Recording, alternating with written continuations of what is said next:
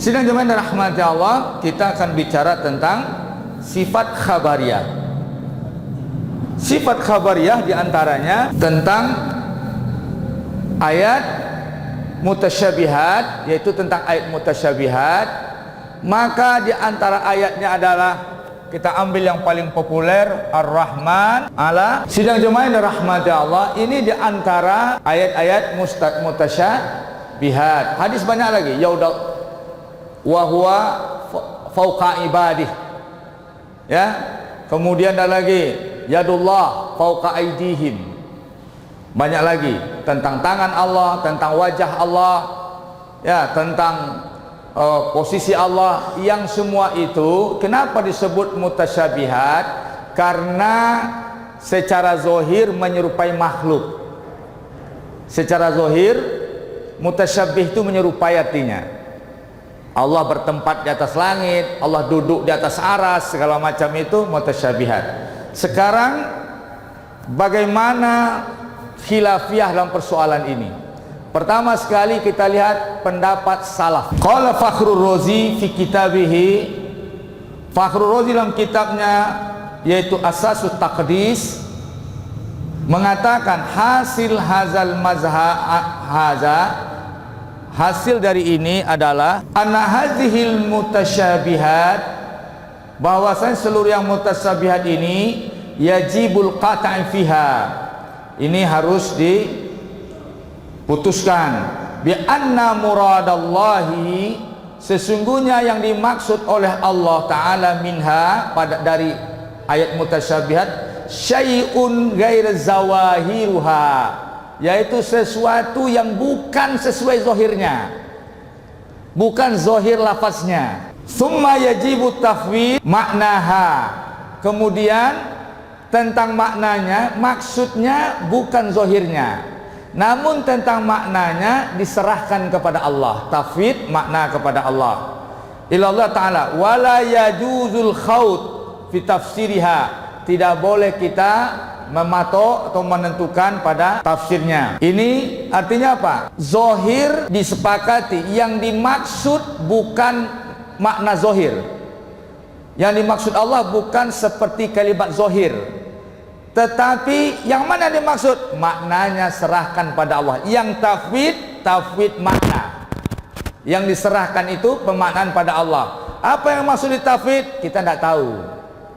Nah ini Ra'a Ibnu Khaldun, Qala Ibnu Khaldun fi muqaddimatihi, dalam kitabnya mukaddimahnya, summa waradat fil Quran, ayat sudah kemudian datang pada Al-Quran ayat yang lain, qalilatin sedikit, tuhimut tasbih, yang itu maratan fi zat wa ukhra fi sifat, ayat-ayat yang menyerupai tasbih pada zat, kadang-kadang pada sifat.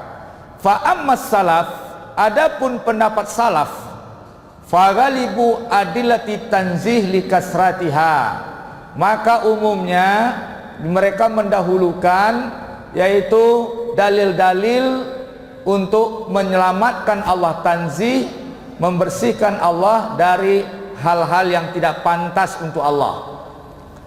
Wa wuduhi dalalatiha, dan kejelasan dalil-dalilnya. Wa alimu istihalati tasbih, dan bahwasanya itu tidak boleh tasbih.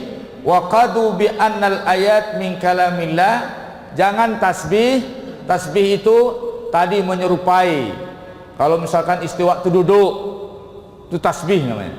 Nah, dan fa'aminu biha, dan ayat itu diiman dengannya, walam yata'aradu li maknaha bibahsin wala ta'wil, jangan dicari maknanya. Jadi imani ayat secara zohirnya.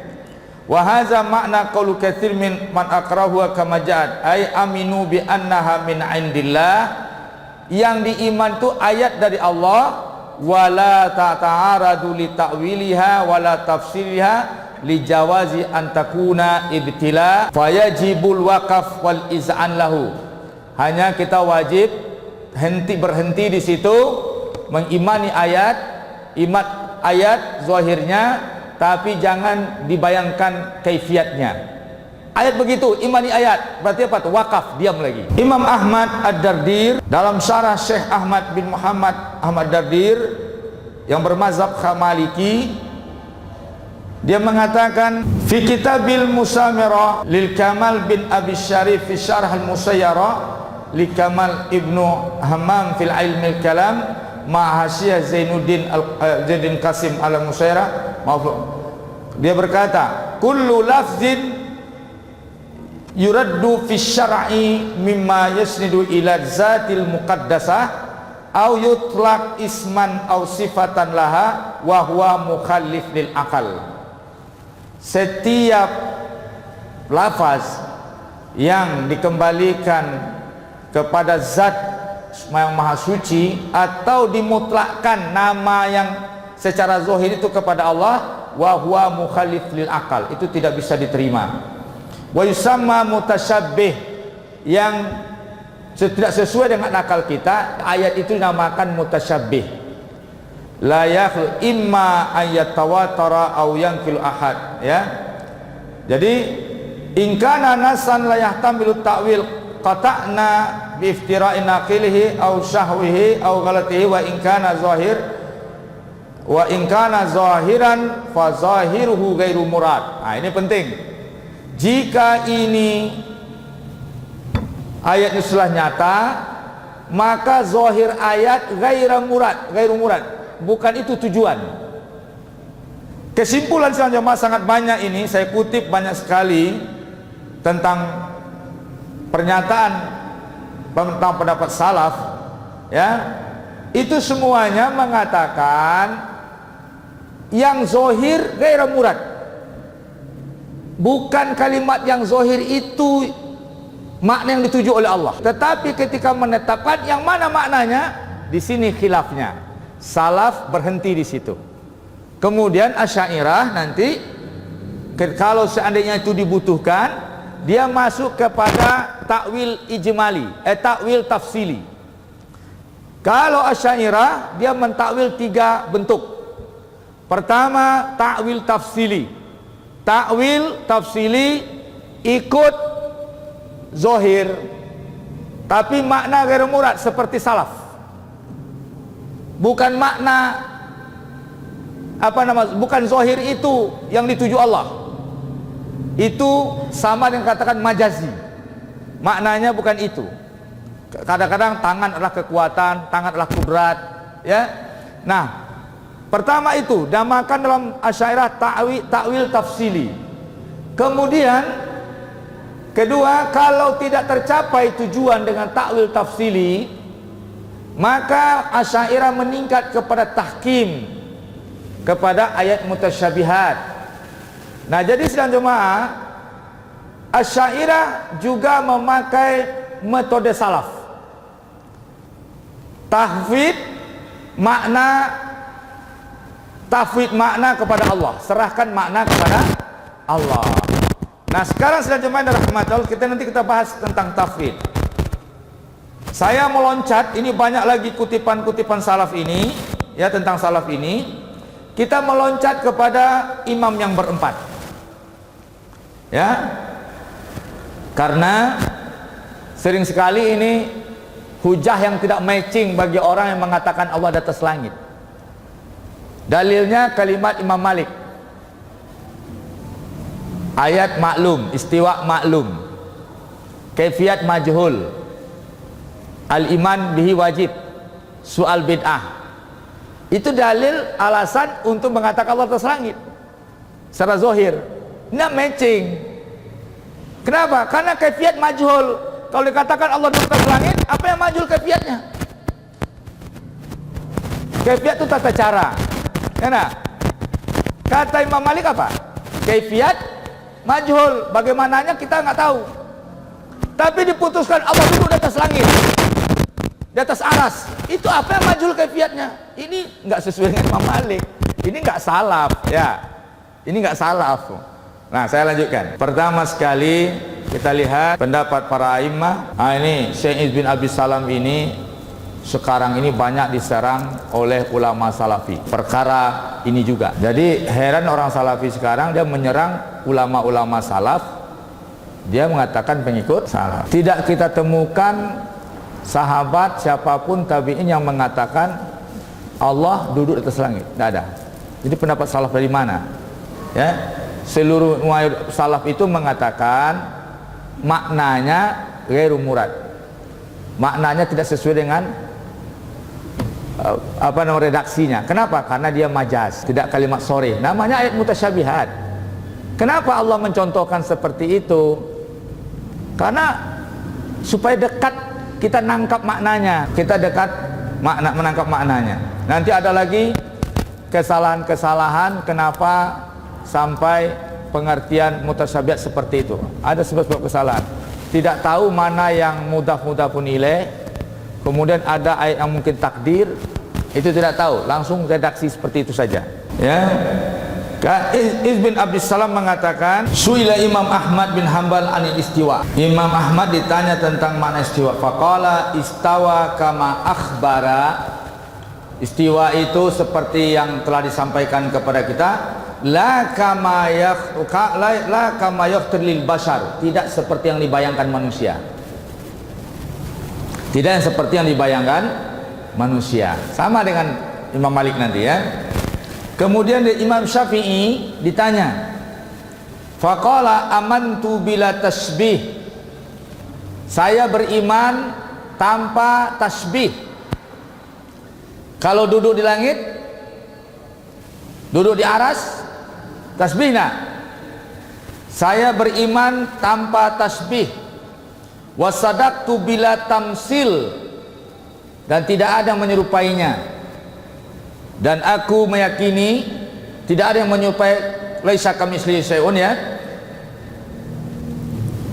Wa tahamtu nafsi fil idrak, tidak boleh di. Jadi sedang jemaah rahmati Allah, wa amsaktu anil khawt fihi kulla imsak. Semua yang pernyataan Imam Syafi'i ini dalam rangka mentanzih Allah, membersihkan Allah dari sifat tasbih, tajsim dan yang lainnya. Ya. Wa qala Abu Hanifah, man qala la a'rifullah fis sama' huwa, siapa yang berkata saya tidak tahu apakah Allah di langit atau di bumi, atau dia Allah itu di langit atau di bumi, faqad kafara, itu kafir. Lianna, kenapa? Haza yuhim anna lillahi makanan, karena ini bisa membuat dia menjadikan Allah itu punya tempat. Jadi Abu Hanifah sangat menjaga jangan sampai nanti ada indikasi Allah itu punya tempat. Kemudian siapa yang menyatakan, membuat indikasi Allah punya tempat, anna lillahi makanan, wa man tuhimu anna lillahi makanan fahuwa musabbih, dia adalah orang yang mentasbih Allah dengan makhluk.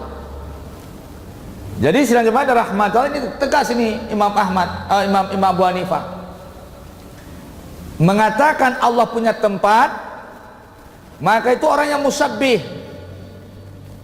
orang yang mentasbih Allah dengan makhluk.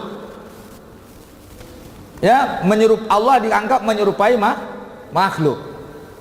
Maka sesuai dengan akidah salaf itu mana? Kita simpulkan. Imam Malik lagi, kita tambah lagi. Imam Malik mengatakan tentang istiwa maklum, wal kaif majhul. Istiwa sudah dimaklumi. Ya, ayatnya dimaklumi.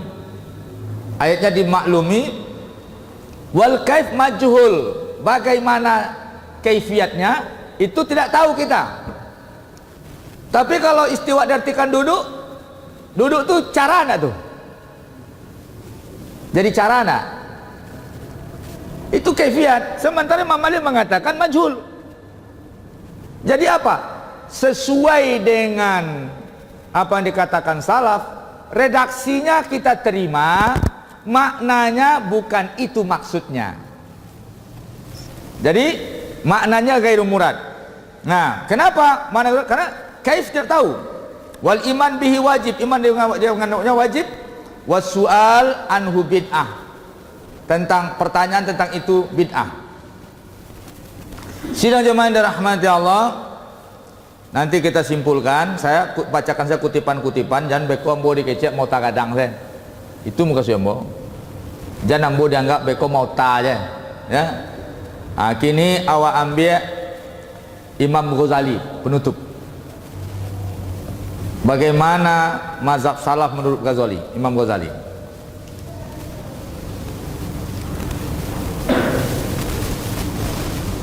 Ini lebih, Imam Ghazali ini orangnya sistematis, ilmiah ya, karena dia luar biasa ini. Apa kata Imam Ghazali? Anna kullaman balagul hadis min hazil ahadis, di atas min awamil khalqi yajibu alaihi sab'ata umur. Ada 7 perkara tentang menyikapi ayat mutasyabihat ini, kata Imam Ghazali, harus dilihat 7 persoalan. Ada ini yang paling hebat sedang jemaah, kaedah yang dibuat oleh Imam Ghazali dalam hasil telaahnya terhadap mazhab salaf dalam masalah ayat mutasyabihat. Kata beliau, harus dijaga 7 perkara hasil dari penelitian beliau terhadap mazhab salaf. Pertama, sebelum kita memaknai menyikapi ayat mutasyabihat itu, ada 7 prinsip yang dijaga, yaitu pertama, prinsip takdis, mensucikan Allah. Yang kedua, tasdik, ya, mengimani. Yang ketiga, i'tiraf, mengakui. Yang keempat, sukut, diam. Yang kelima, imsak, berpegang teguh, pegang. Yang keenam, kuf, berhenti. Yang ketujuh, taslim, menyerah, percaya. Ya, ada 7 yang harus dijaga. Mana yang 7 itu? Saya coba lagi membuka kitab yang bisa saya buka lebih besar tulisannya ini. Sabar, saya minta saudara bersabar karena ini penting ini. Ini kelebihan Imam Ghazali memberikan arahan kepada kita. Jauh ke bawah, jauh. Tatakan yang ke bawah lari katanya.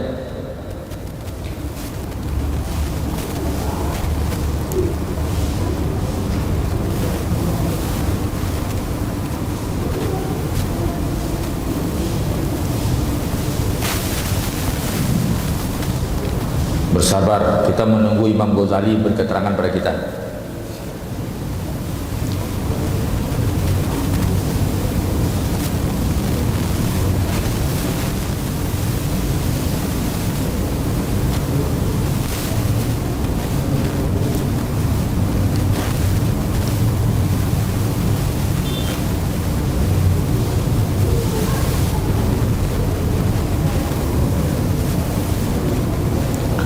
Tadi saya tidak sempat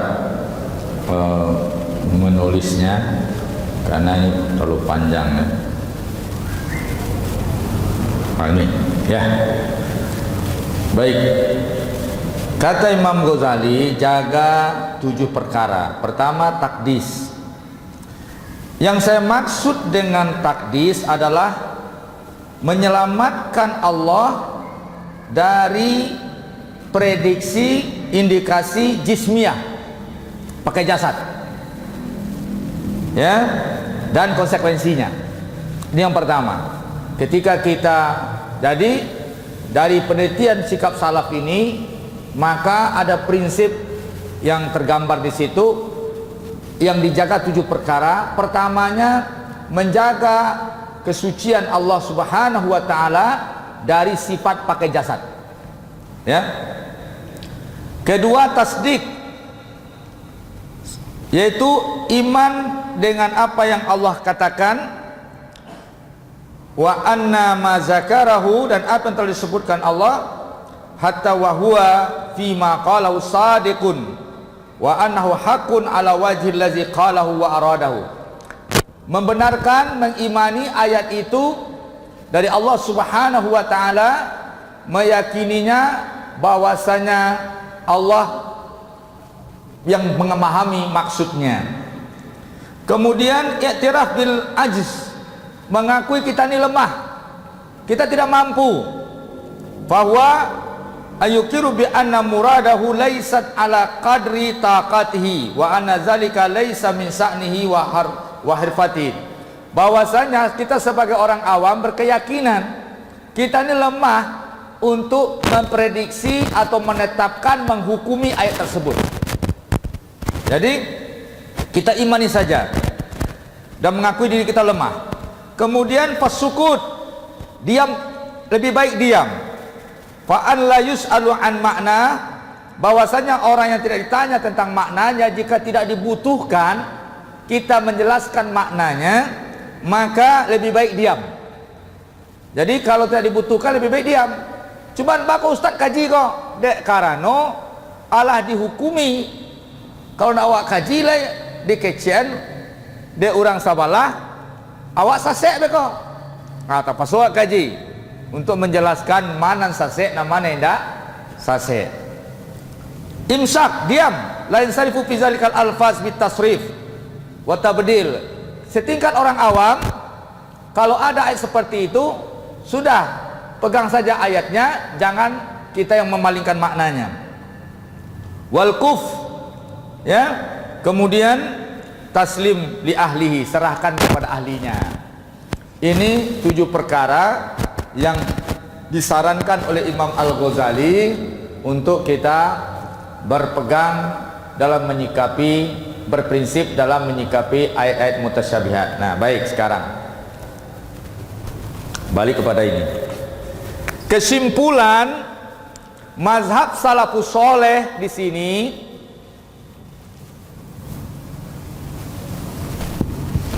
kok salaf ya, bukan salafi ya. Salaf meyakini makna bukan seperti zohirnya. Makna bukan seperti zohirnya. Zohir gara murad. Itu yang pertama. Makna bukan seperti zohirnya. Kalau Allah dikatakan di atas langit, dikatakan duduk di atas aras, apakah maksudnya duduk? Tidak, ghairu murad. Kedua, tafwidul makna.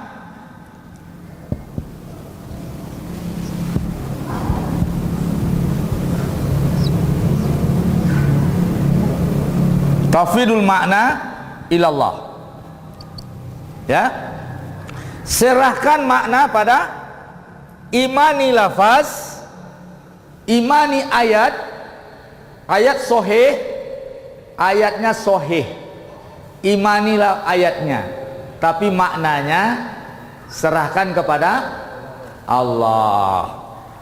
Itu salaf, itu salafus soleh.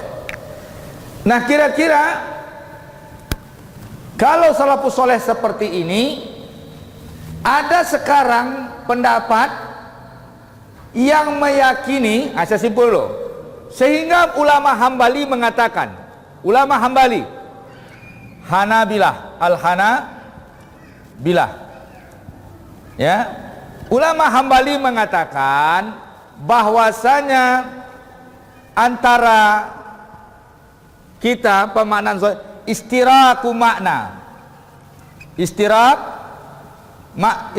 lafzi la maknawi. Persamaan ketika Allah mencontohkan penyerupaan kondisi dia dengan makhluk, maka kata ulama Hanabilah itu persamaan lafaz. Persamaan lafaz, tidak persamaan makna. Salafi dia tidak hanya sebatas salafus soleh, persamaan lafaz, la istirakul makna. Makna tidak sama dengan yang digambarkan di ayat. Lafaz sama. Tapi salafi dia mengatakan Kalau ayat mengatakan istiwa, duduk, istiwa itu maknanya 15, dipilihnya duduk, ya duduk. Sementara tidak ada salafus soleh mengatakan duduk. Tidak ada Allah mengatur duduk di aras, tidak ada salafus soleh. Kenapa? Karena salafus soleh mengatakan Allah itu bersih dari tempat. Tidak boleh Allah dinyatakan bertempat tadi. Ya, ingat tadi bahwasanya tidak boleh dinyatakan Allah bertempat. Nah, maka dikatakan makna terserah pada Allah. Kalaupun ada yang mengatakan Allah punya wajah Allah, tangan Allah, segala macam itu lafaznya yang sama, kalimat yang sama dengan kita, maknanya tidak sama dengan kita, maknanya berbeda. Terus maknanya apa? Salafus soleh serahkan pada Allah. Serahkan, itu namanya takwil ijmali atau tafsirul makna. Kemudian sekarang salafi. Ya. Sekarang ini salafi, dia maknanya sudah dihukuminya, maknanya sudah ditetapkannya. Allah itu kalau di atas aras, ya di atas aras, duduk di aras. Jadi salafus soleh tidak memutuskan makna, tidak memastikan makna, hanya mengimani ayat. Salafi menetapkan makna. Paham? Makna yang ditetapkannya makna yang tasbih. Nah, ini perbedaannya.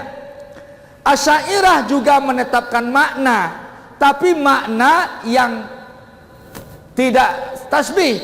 Sementara salafi menetapkan makna tapi yang tasbih, menyerupai makhluk. Paham enggak? Lagi paham kira tuh. Beda salafus soleh dengan salafi.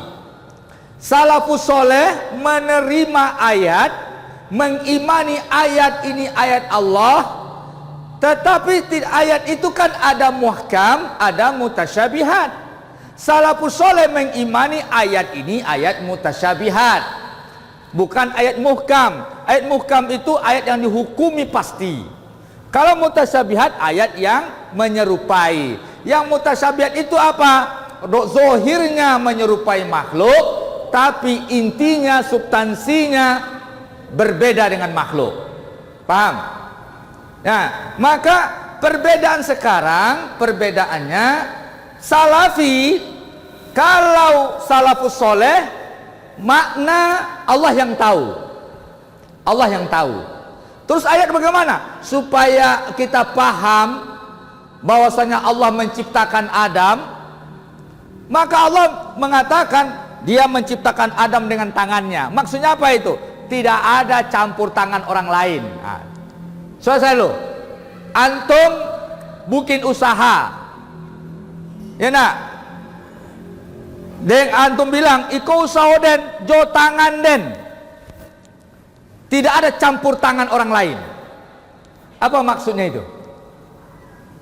Apakah orang lain, misalkan antum punya usaha dengan modal, tidak ada campur tangan orang lain di modal kok, pakai tangan modal tuh. Apa yang dimaksud dengan campur tangan? Peran. Apa maksudnya? Peran. Jadi itu maklum di kita. Allah itu kan berdialog dengan kita.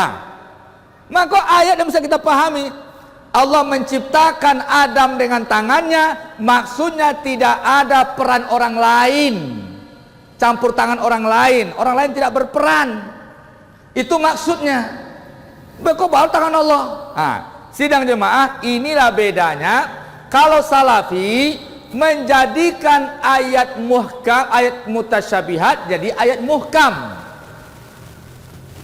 Salafus soleh ayat mutasyabihat ini ayat mutasyabihat, maknanya Allah yang tahu.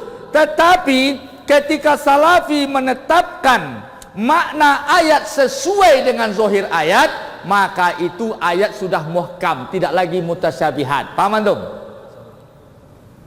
Di salafi ayat ini jadi muhkam, di salafus soleh ini ayat jadi mutasyabihat. Asy'ariyah ini mutasyabihat, Maturidiyah menganggap mutasyabihat, Salafi menjadikan ayat muhkam. Ini bedanya. Jadi dari mana salafi mengaku salafus soleh? Nggak ada. Bohong besar itu. Secara akidah, salafus soleh salafi ini mujassimah jadinya. Itu yang diwanti-wanti oleh salafus soleh. Jangan sampai imani ayat, serahkan makna pada Allah. Jangan Anda terjebak pada tasbih, pada pada tajsim. Itu yang mazhab salafi. Namun kalau Asy'ariyah di mana? Asy'ariyah karena khawatir juga kalau terhenti pada tafwidul makna, perkembangan keadaan manusia, akan terjatuh lagi manusia kepada tajsim, tasbih, maka dipilihkan makna, ditakwil. Selangkah pada tingkat ijmali, Asy'ariyah sama dengan salafus soleh. Jadi yang lebih dekat ke salafus soleh itu Asy'ariyah, bukan salafi. Paham antum? Yang dekat kepada salafus soleh itu Asy'ariyah. Kenapa? Karena Asy'ariyah pertama sepakat Allah itu bersih dari tempat. Allah tidak tahayus.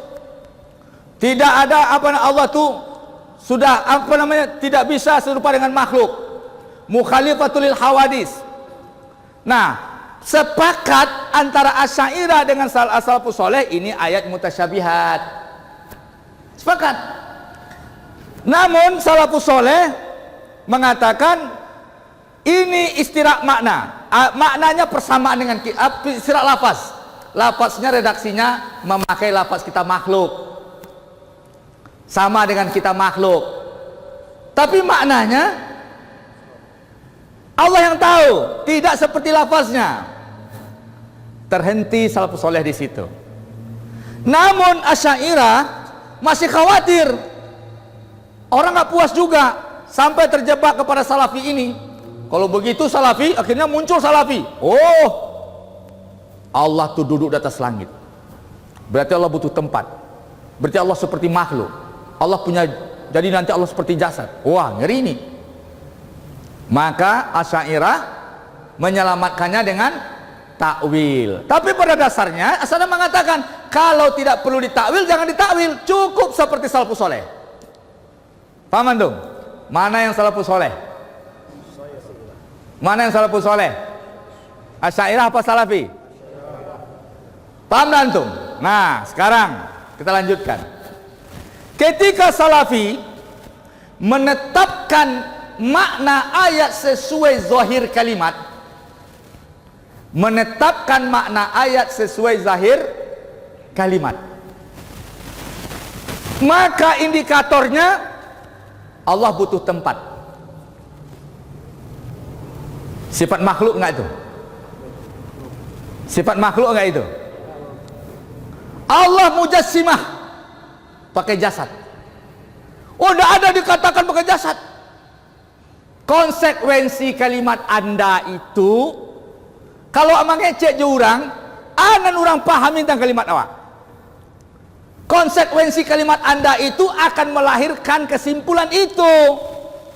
Anda tidak membatasinya, bagaimana Anda mengelak? Maka disabui salafi itu satu sisi dia dengan Jahmiyah sama, satu sisi dengan Karamiyah sama. Ini gawat ini. Maka sekarang ulama Hambali, antum buka nanti Majmu'atul Ulama Hambali. Ulama Hambali sekarang menyesat-nyesatkan dan bahkan mengkafirkan salafi. Hambali, pengikut Ahmad bin Hambal. Ada kok. Antum lihat ikhtilaf, kitab ikhtilaf. Ini yang agak lunak ada. Ikhtilaf ana Hanabilah ma'a Salafiyah. Perbedaan pendapat pengikut perbedaan pendapat ulama-ulama Hambali dengan Salafi. Itu dibahas tuntas itu. Orang Hambali menolak. Kenapa? Karena tidak sesuai dengan Hambali. Kalau Salafi tidak sesuai dengan Hambali, salafus solehnya di mana? Cantolan salafus solehnya di mana? Coba. Yang salafus soleh siapa? 3 generasi pertama. Kedua, 300 tahun menurut pendapat kedua. Pendapat ketiga 500 tahun. Imam-imam mazhab saja tidak sama dengan Salafi. Terus contoh salafus solehnya di mana? Salafi bukan salafus soleh. Jargon saja salafus soleh, Anda ditipunya. Mampuilah belang kamu. Saya bisa buka kayak kedoknya ini. Kedua secara fikih, Salafi tidak ikut mazhab yang berempat. Salafi tidak sesuai usul mazhabnya dengan yang 4. Terus salafus soleh dari mana dia? Nggak nyambung dengan Hanafi, dengan Syafi'i, dengan Malik, dengan Hambali. Terus salafus soleh dari mana? Anda hanya berhujah dengan Utsaimin, dengan dengan ulama-ulama Saudi mutaakhirin. Terus Anda ngaku salafus soleh. Aneh juga ini. Sanad salafus solehnya mana gitu?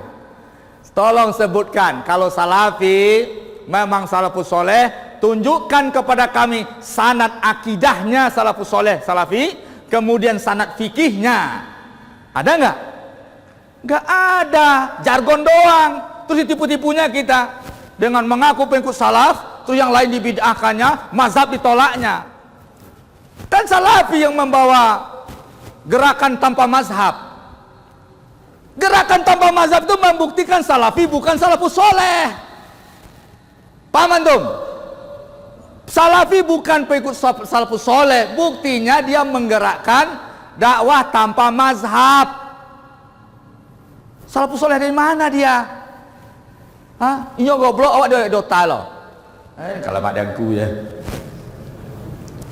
Nah, ada Salafi bukan salafus soleh. Sanadnya nggak ada. Coba silsilah dia jadi salafus soleh itu mana?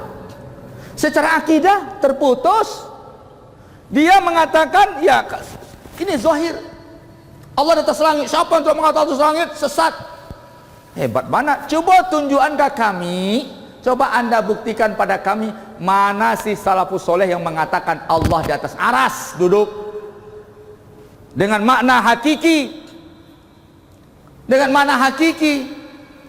Tidak ada. Bagaimana nanti bubar itu bentrok dengan sifat-sifat Allah? Mukhalifatul lil hawadis. Allah tidak sama dengan makhluk. Qiyamuhu binafsihi. Mau ada aras tidak ada aras, Allah tetap qiyamuhu binafsihi. Sifat ulu Allah bukan karena aras. Sifat ulunya itu memang sifat Allah yang agung, yang maha tinggi. Dia maha tinggi, bukan tinggi aras.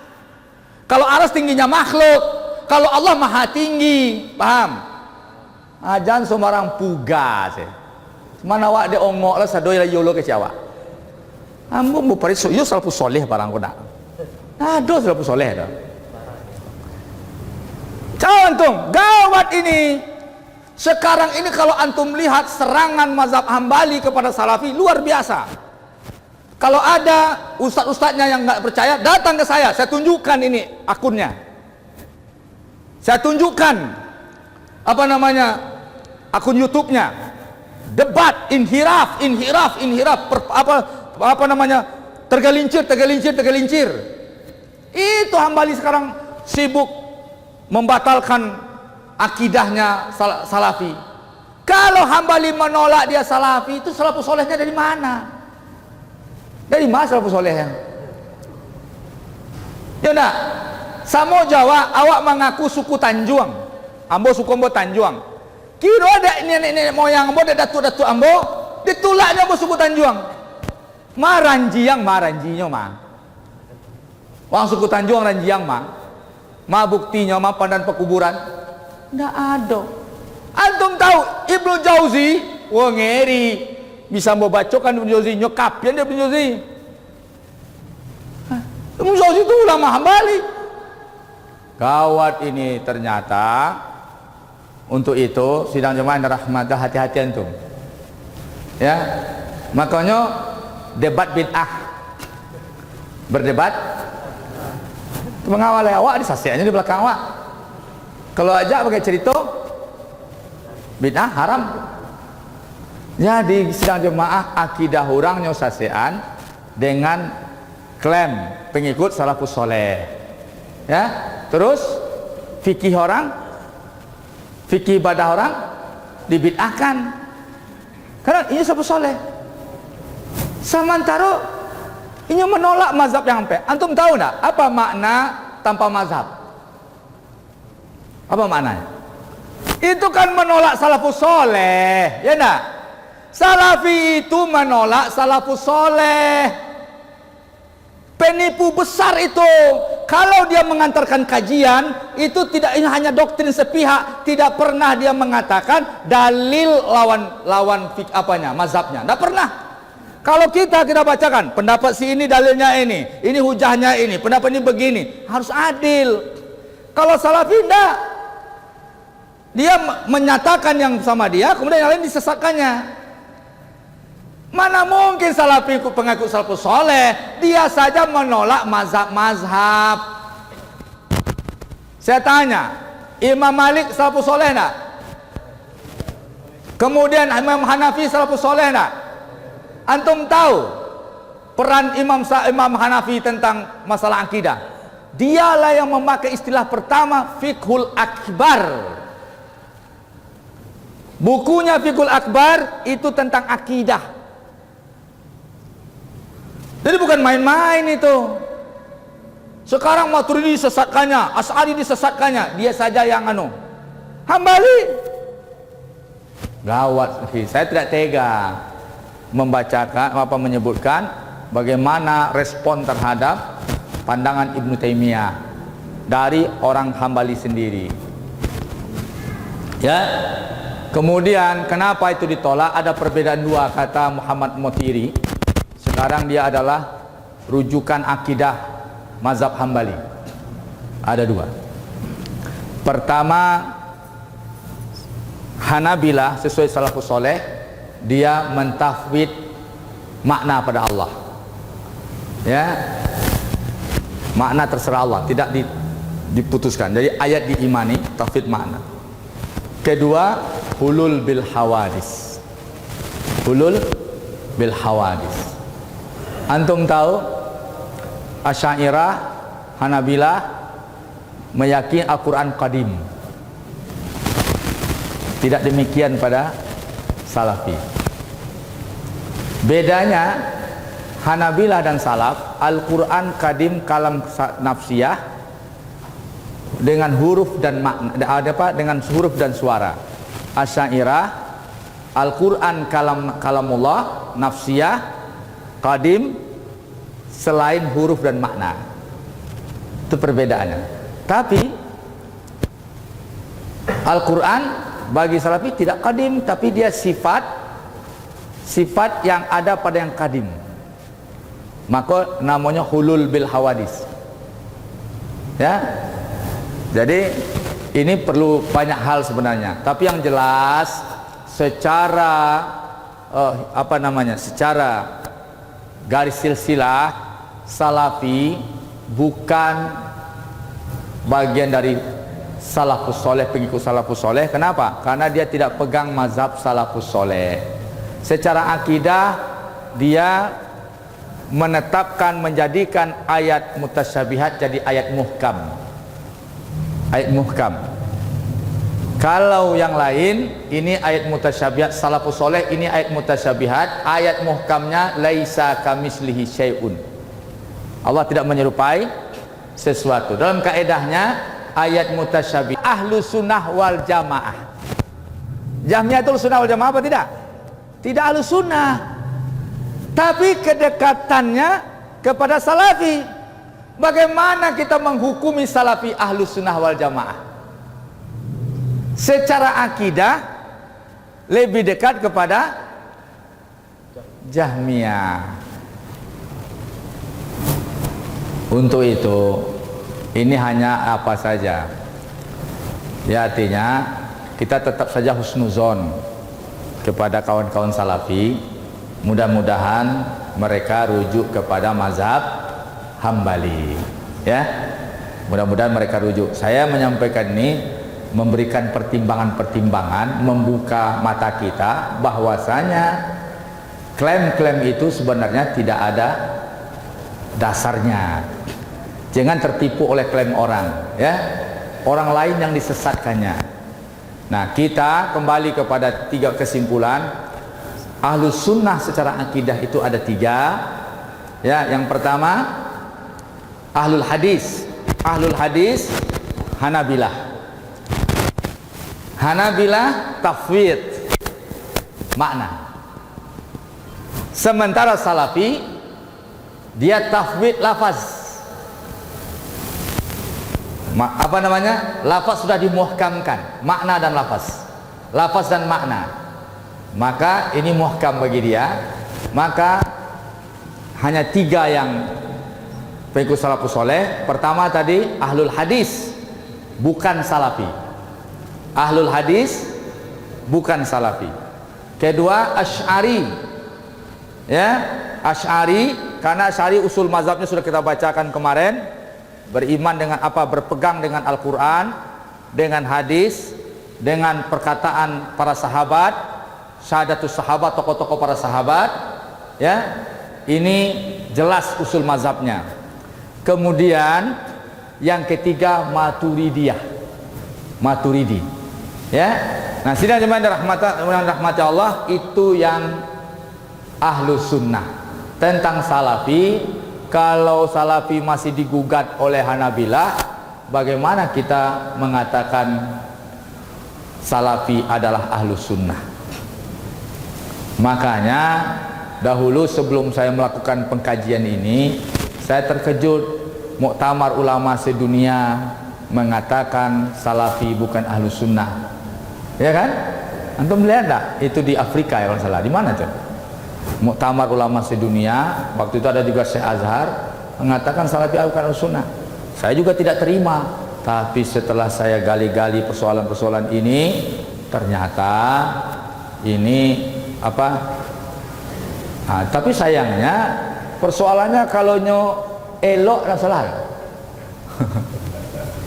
Persoalanku sama dan persoalannya kurang ajar. Awak adalah hobi benda-benda kan? Enak. Cuma satu orang saksek dia. Inyo sana ke masuk surga, aku nampak nyawarnya.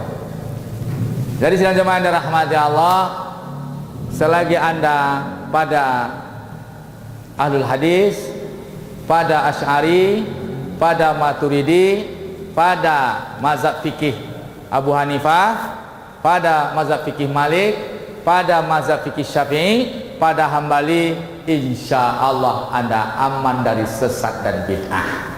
Paham? Saya putuskan ini. Ingat ini. Selagi seseorang berada pada mazhab ahlus sunnah, yaitu mazhab akidahnya, firqah akidahnya adalah ahlul hadis, kedua adalah Asy'ariyah, ketiga Maturidiyah, kemudian mazhab fikihnya adalah Abu Hanifah, Malik, Syafi'i dan Ahmad dan Hambali, maka dia selamat dari sesat secara akidah dan selamat dari bid'ah secara fikih. Ya, jadi insya Allah umat Islam ini aman semua. Nan mengacau-ngacau kok, tukang olah juga kok. Ya nak, tukang olah juga ada gaji. Ambolah punah. Ada gaji. Tonton, orang tu dapat gaji. Mengalau berduto. Banyak gajinya. Dulu antara 10 juta tak barat tu. Awak pernah? Aku kurina ustaz. Ya kemudian kau. Sador kau adoi. Dulu ngaji fikih. Alah lepas soleh kau lah. Dia Tuhan terlangit panjang tu. Enak. Orang tu tanya hati masing-masing. Mudah-mudahan tanya hati masing-masing. Enak. Jadi ini bukan beda pendapat, tapi beda pendapatan.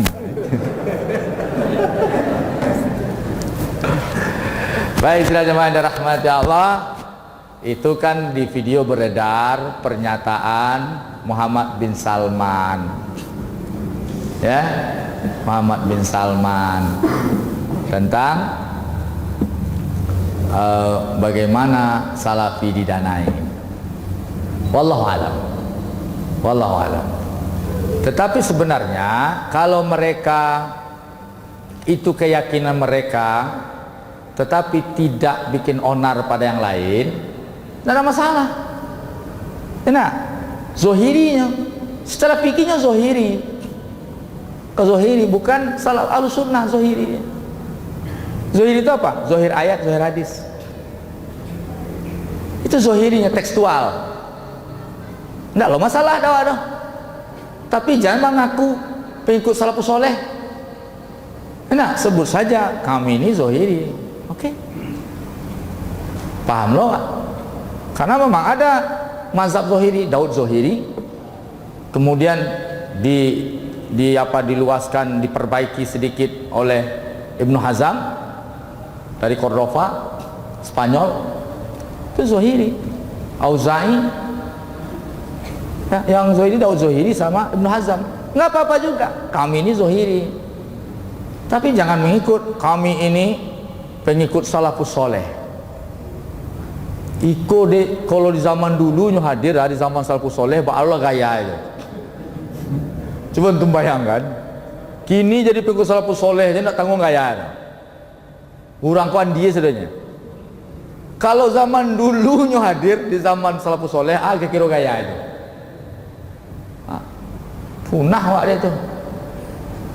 Jadi sedang jemaah yang dirahmati Allah, maka itu antum pahami. Kemarin kita bicara takwil, sekarang kita bicara tafwid. Tafwid itu ada dua, tafwid maknawi dan tafwid lafzi dan maknawi. Itu perbedaan. Jadi sidang jemaah yang dirahmati Allah, sandaran yang paling tinggi bagi mereka adalah Ibnu Taimiyah, tetapi Ibnu Taimiyah tidak menyesatkan Asy'ariyah. Ya, Ibnu Taimiyah tidak menyesatkan Asy'ariyah karena dia berguru banyak Asy'ariyah.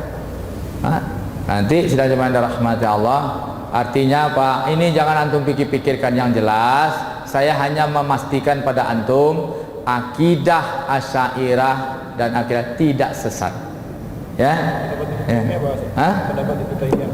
Ini dia Ibnu Taimiyah, sehingga keluarlah buku Ibnu Taimiyah Laisa Salafiyan. Ya, tapi penulis buku Syekh Kabir yang menulis buku Perbedaan Ikhtilaf Hanabilah wa Salafiyah, dengan bagus dia mengatakan begini: untuk Ibnu Taimiyah kita harus toleransi karena dia seorang ulama mujtahid, tetapi terhadap pengikutnya tidak bisa ditoleransi. Ibnu Taimiyah ditoleransi. Soalnya apa? Yang diambil oleh pengikutnya ini yang khilaf Ibnu Taimiyah itu saja, maka tidak bisa ditoleransi. Paham antum? Tapi kalau nyosabu lo mazhab Ibnu Taimiyah mungkin tidak masalah. Ya nah. Tapi nak ambil Ibnu Taimiyah apa? Yang pakaro kontroversi itu saja. Itu persoalannya. Maka kata penulis buku ini, Syekh ini sama Ibnu Taimiyah kita harus toleransi karena dia seorang mujtahid di zamannya. Tetapi sama pengikut, sama salafi kita tidak bisa toleransi katanya. Ya, jadi antum hati-hati nih, Hambali tidak toleransi sama antum-antum yang ikut salafi. Baik. Sampai situ dulu. Paham tak paham? Ambolah paham. Dan jelas antumlah paham antara salaf dengan salafi, bedanya ya.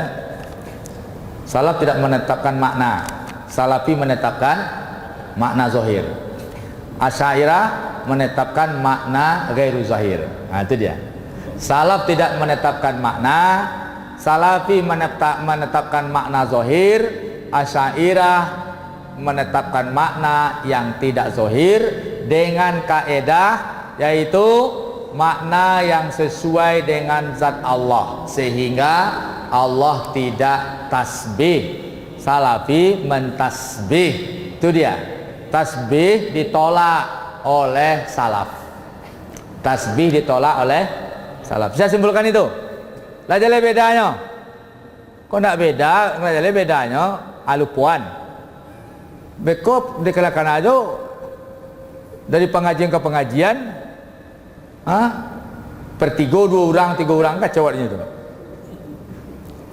Ikut tulisannya ketik mana? Ambo ikut mana Pak Anomo? Kamu condian?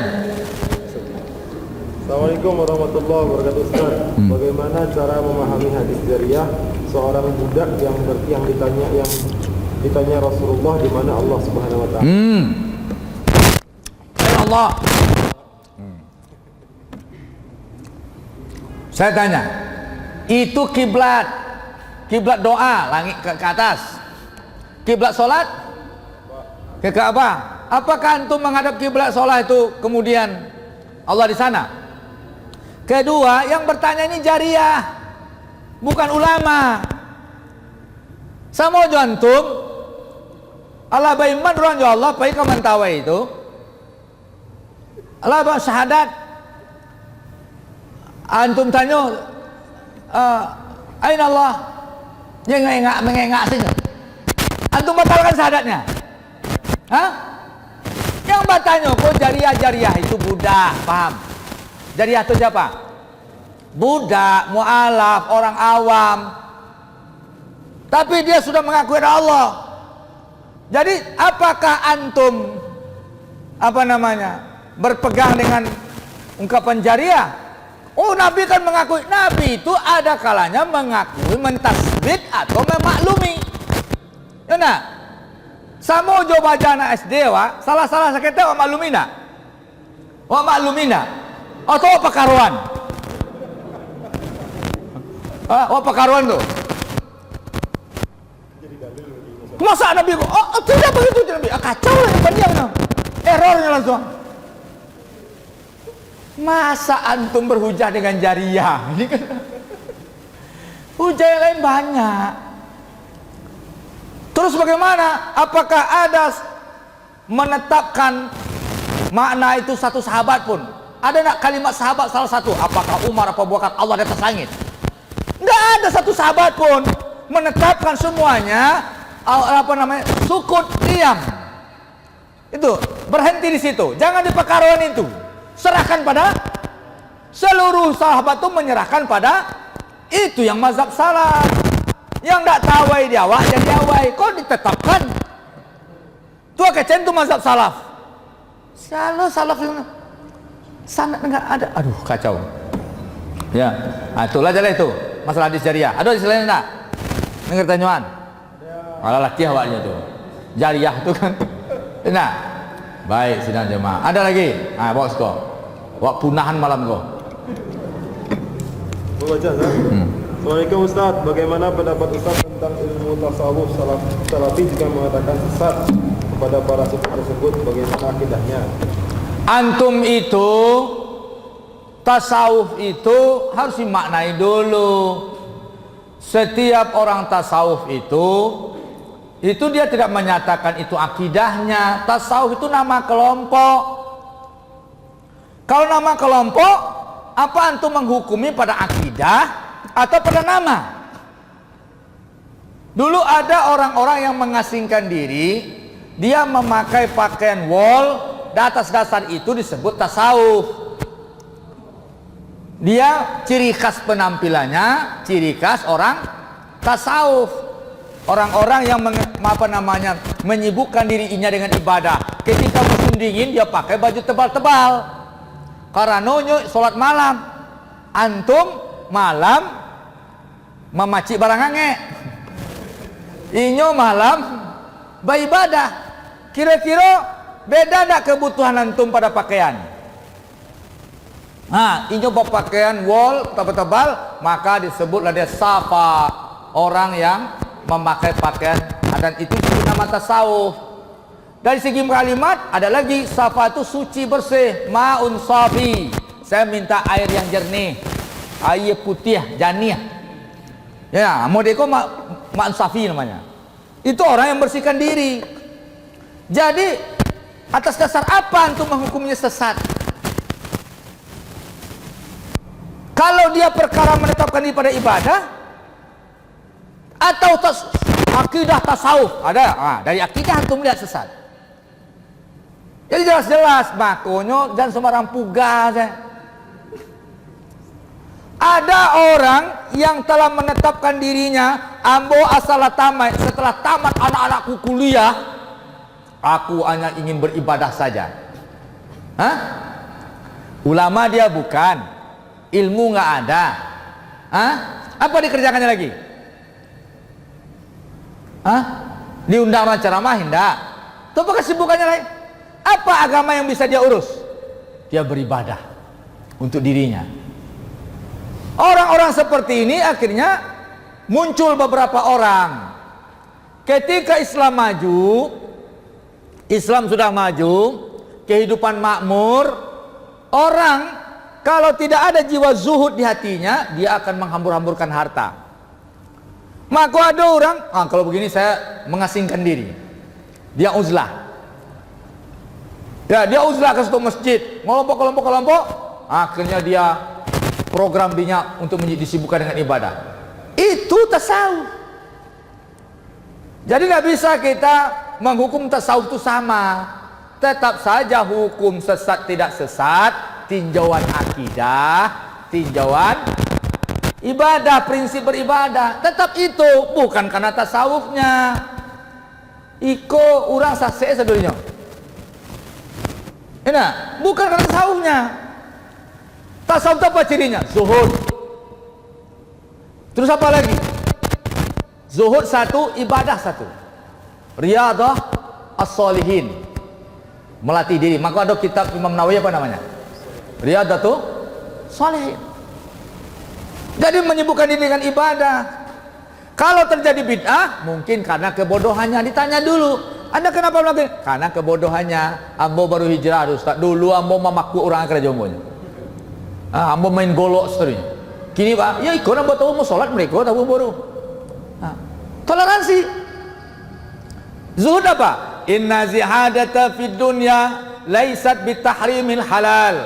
Sesungguhnya zuhud di dunia bukan mengharamkan yang halal. Ya. Wa inna ma zahadatu fid dunya. Sesungguhnya zuhud yang ada di dunia ini, zuhud dari dunia, bersederhana dari dunia, Allah takuna bima fiyadika ausak mimma fiyadillah. Tidak engkau jadikan urusanmu lebih utama daripada urusanmu dengan Allah. Paham? Itu yang zuhud. Utamakan urusanmu dengan Allah. Sederhana dengan masalah dunia, utamakan urusan dengan Allah. Kaya boleh, bukan zuhud itu miskin. Zuhud itu boleh memiliki kekayaan, tapi jangan tenggelam pada kemewahan. Itu sederhana. Orang di Mesir itu, kalau antum lihat jalan-jalan, antum tidak percaya. Ini saksi saya saksinya ini. Kami mengenal di asrama kami, namanya Pak Libya. Mungkin teman-teman saya yang dengar video ini nanti, yang di Bogor yang mana, ada Pak Libya. Kami itu dipindahkan ketika Masjid Al-Azhar direnovasi. Kami dulu tinggal di sebelah Al-Azhar. Itu kami dipindahkan ke pinggir kota, gedung baru, gedung untuk tentara. Kami dipindahkan di situ. Maka tidak ada bis kota ke situ. Kami kalau mau naik bis kota harus jalan 1 kilo. 1 kilo lebih di perhentian bis kota. Kami kan nggak punya, namanya mahasiswa kan nggak punya kendaraan pribadi. Maka orang tinggal itu kok kendaraan pribadi semua, kita nggak punya. Ya, angkutan umum juga nggak ada. Bapak Libya ini turun nanti dari perhentian mobil bis itu, dia jalan kaki, pegang satu kantong plastik hitam, berdua dengan sahabatnya. Nanti dia datang ke asrama, ke markas, ke asrama kami, ada 4 gedung, isinya banyak, lebih 500 orang. Dia ketuk pintu kami, dia taruh uang di situ 100, minimal 100 pon. Jago nak jago pitih tibo. Mas jago, 4 pitih. Oh Pak Libya tibo. Pak Libya sahabat kami. Bang, inyo jalan kaki. Karitiang, ambil bantu punasnya. Tapi pitihnya di situ, itu yang zuhud. kaya raya. Itu setiap bulan. Setiap bulan.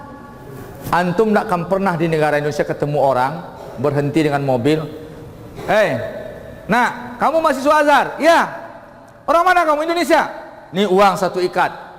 Bawa. Ini uang tuh, bagi dengan teman-temanmu. Kawanku boleh berpikir dan kabur sila ke Indonesia.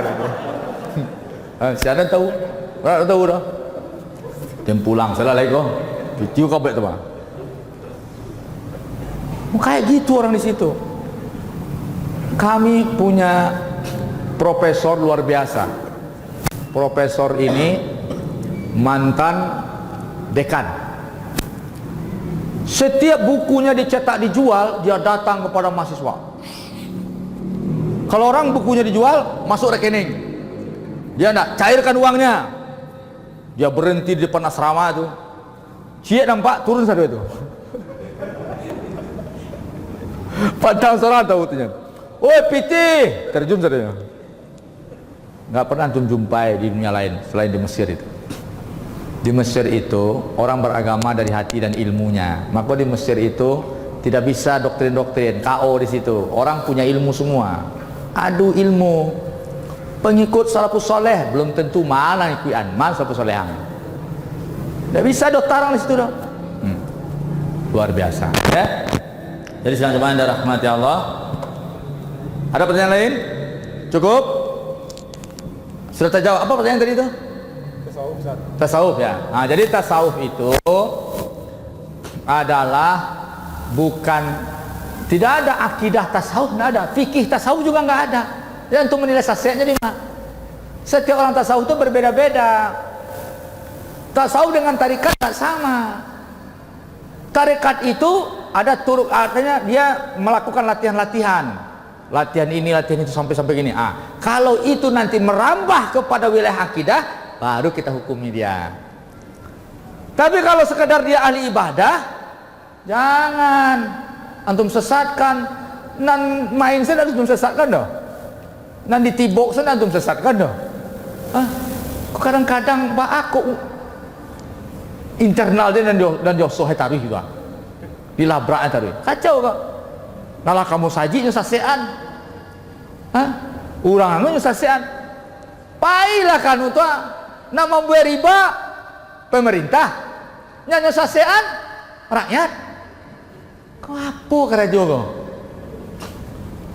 ya nak toleransi dengan maka ada salafi irjai atau nak ada itu lembuku salafi irjai murjiah toleransi kepada yang lebih besar akibat dosanya.